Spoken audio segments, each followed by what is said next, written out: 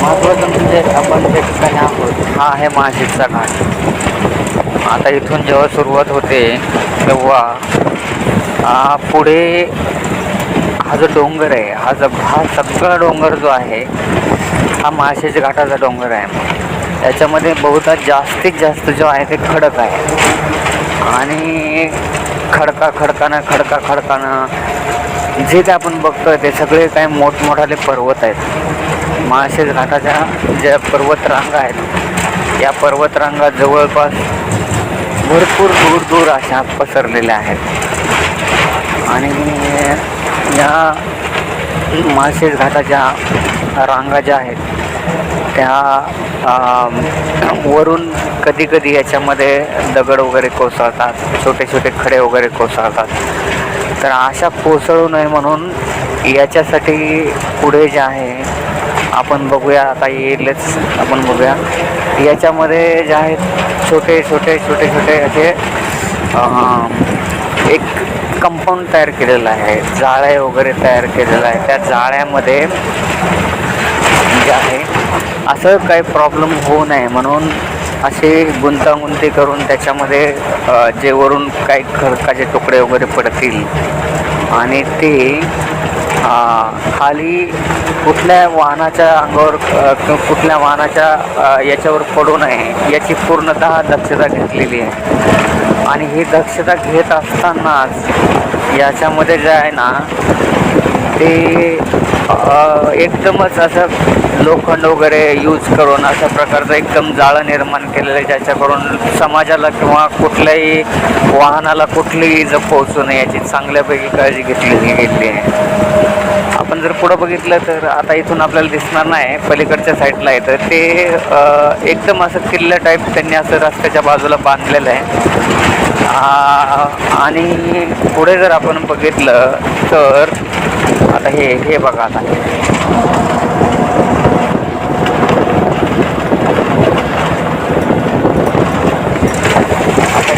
जर आपण बघितलं असे विचित्र वळणं वगैरे आहे जे आहे ते जर आपण बघितलं तर असं बोलतात की हा जो माळशेजचा घाट आहे हा माळशेजचा घाट एका मेंढक्यानं म्हणजे मेंढ्या पाळ्यानं याचा शोध लावला असं बोलतात. तर जो मेंढेपाळी होता तो मेंढ्या घेऊन मेंढ्या चारत असताना तो इथून पुढे गेला आणि त्याच्यामुळं काय झालं की एकंदरीत त्याला तो ज्या रस्त्याने जायचा मोठमोठाले इंजिनियर आहे की त्यांनाही याचा शोध लागत नव्हता पहिले की हा रस्ता असा डोंगरानं कसा बाहेर पडेल, असा या मुंबईच्या दिशेनं हा आणखी शॉर्टकट कसा होईल याचा विचार करत होतीच असं बोललं जातं. आणि तेव्हा एका मेंढपाळानं हा रस्ता दाखवून दिलेला होता असं बोलतात. आणि त्याच मेंढपाळ्यानं ज्या मेंढ्या जो पाळणारा जो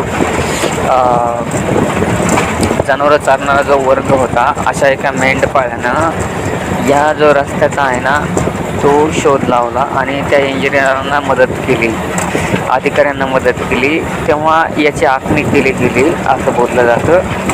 तो एकदमच क्रिटिकल असा एकदम असा कपारीनं कडेनं असा घेतलेला हा माळशेजचा घाट अतिशय चांगल्या प्रकारची झाडी वगैरे आहे. इथं बघण्याजोगं निसर्गरम्य ठिकाण आहे.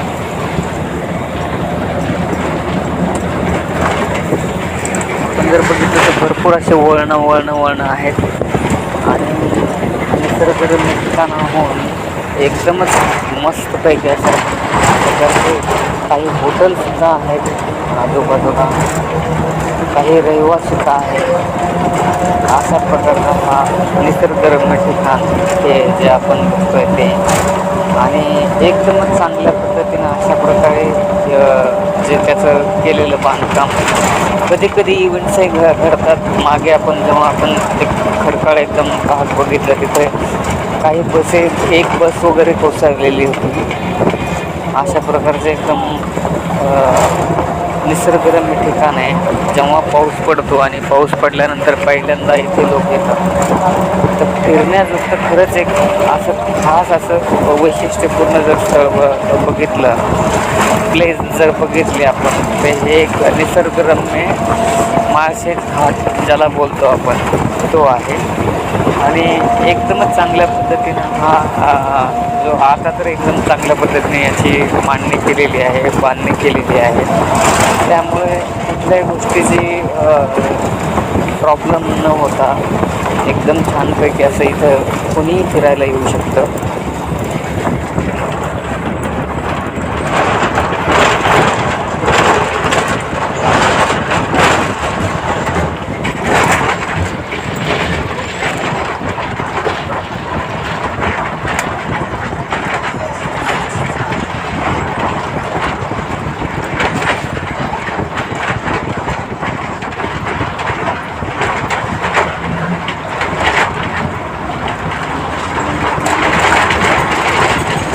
आपण जर बघितलं तर जवळजवळ एकदम जवळ जर गेलं आपण, तर अशा ह्या बाजूला आता पलीकडे आपल्याला दिसत नाही आहे इथून, परंतु याच्या पलीकडे जर गेलं तर पावनखिंड असं नाव दिलेलं आहे. आता पावनखिंडीचं महत्त्व तर आपल्याला सगळ्यांना माहितीच आहे. बाजी प्रभू देशपांडे यांनी शिवाजी महाराजांना गडापर्यंत पोहोचूपर्यंत स्वतःच्या प्राणाची आहुती देत त्यांची प्राणज्योत मालवली होती. कुठल्याही शत्रूला त्यांनी शिवाजी महाराजापर्यंत पोहोचू दिलं नाही. स्वतःची एक फळी निर्माण करून शिवाजी महाराजाला अतिशय चांगल्या पद्धतीचं सहकार्य बाजीप्रभू देशपांडे यांनी केलं होतं. आणि अशा प्रकारची पावनखिंड इथे निर्माण केली गेलेली आहे, ज्या एकदम कड्याकोपऱ्यामध्ये अशा प्रकारचे पावनखिंडाचं नाव देऊन त्यांनी असं छान प्रकारे एक निसर्गरम्य ठिकाण तयार केलेलं आहे. इथं कुणालाही यावं असं वाटेल असं एक ठिकाण ज्याला आपण बोलतो, ते ठिकाण म्हणजे हे माळशेज घाट. निसर्गरम्य अशा भरपूर बसेस मुंबई कडे जाणाऱ्या, म्हणजेच कल्याणकडे जाणाऱ्या भरपूर अशा बसेस इथून जातात. त्या बसेस पूर्ण दूरवर पुढेही जातात. काही भिवंडी, आता आपण ज्या गाड्यांमध्ये बसलेलो आहोत अशा भरपूर बसेस इथून जातात. आणि इतर प्रायव्हेट वाहनाच्या आपण ज्या प्रकारे प्रायव्हेट वाहनामध्ये बसतो अशा प्रकारचे वाहनं इथून जात आहेत.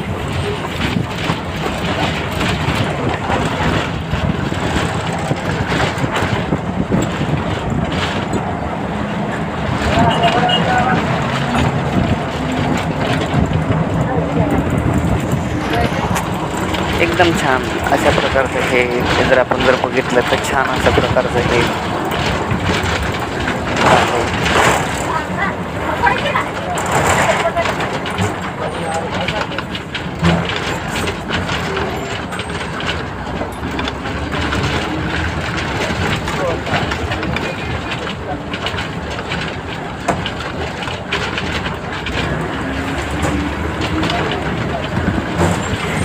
खऱ्या अर्थाने जर बघितलं आपण तर मड पार्क वगैरे ठिकाणापासून याची सुरुवात होते, परंतु